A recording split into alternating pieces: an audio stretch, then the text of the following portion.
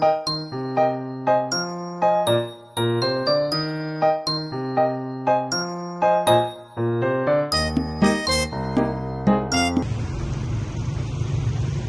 ายดี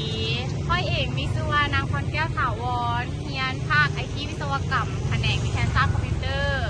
ห้องเทคดีไอทีเคส3 ปีวันนี้เรามีนัดสัมภาษณ์นักศึกษาของวิทยาลัยเทคนิคสัมภาษณ์กันมันจะเป็นอะไรนั้นเข้าไปฟังกันเลยสบายดีขอถามแม่จะมีตัวอะไรสบายดีค่อยมีชื่อว่าเรียนแผนกอย่างเรียนดูแผนกวิทยาศาสตร์คอมพิวเตอร์ห้องเทคนิควิทยาศาสตร์3 ปีแล้วมื้อนี้เราได้มาเจอกับนักเรียนไอทีแล้วมื้อนี้บรรยากาศในโรงเรียนก็ค่อนข้างจะดีเลยและเขาก็จะพาทัวร์โรงเรียนนี่เลยเป็นยังไงไปฟังกันมา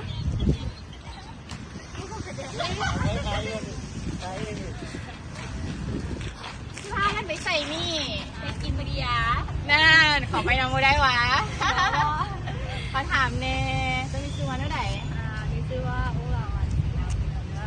เฮียนห้องอย่างเฮียนห้อง HDIT CS 3 ปีเฮียนปีอย่างแล้วปี 3นั่นมีแฟนแล้วอ่ะ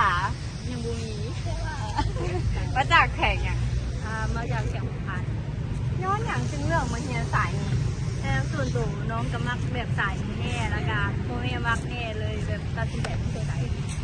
เข้าใจหลายแล้วน้องเองได้มีเสื้อเนี่ยไหนน้องมีเสื้อนัดเฮียนเฮียนต้องกันเลยว่ะสมพรชิพากันไปรอกินเบียร์มาจากแขวงหัวพันกันเลย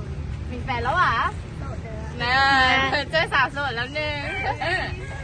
เก็บอาการลูกเก็บอาการไม่ยายนู่นนี่ได้อย่างเนี่ยได้คุณพ่อได้คุณพ่อโอเคขอบใจสบายดีน้องเรียนไม่ซื้อได้ไหนน้องเองชื่อน้อยหรอเรียนไอทีคือกันโอเคห้องเดียวกันมาจากแขวง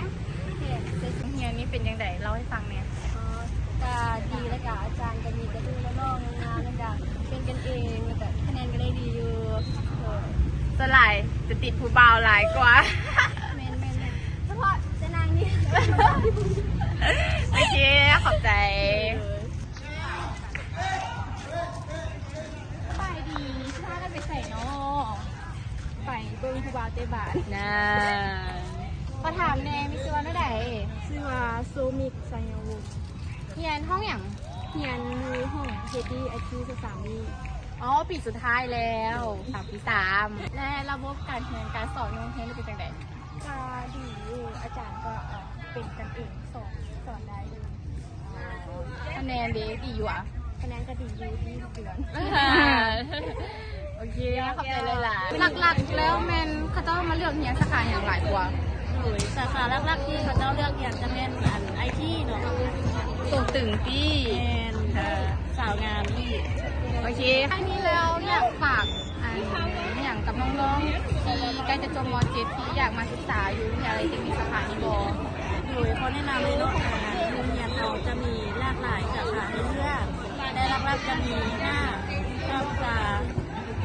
ชาไฟฟ้าไอทีแล้วก็ธรณีข้อแห้งวัดแพทย์ของที่ดินนะส่วนหลายนักเรียนจะเลือกเรียนสายใดส่วนหลายจะภาควิชาไอทีจะเป็นโอเคเข้าใจหลายๆเด้อ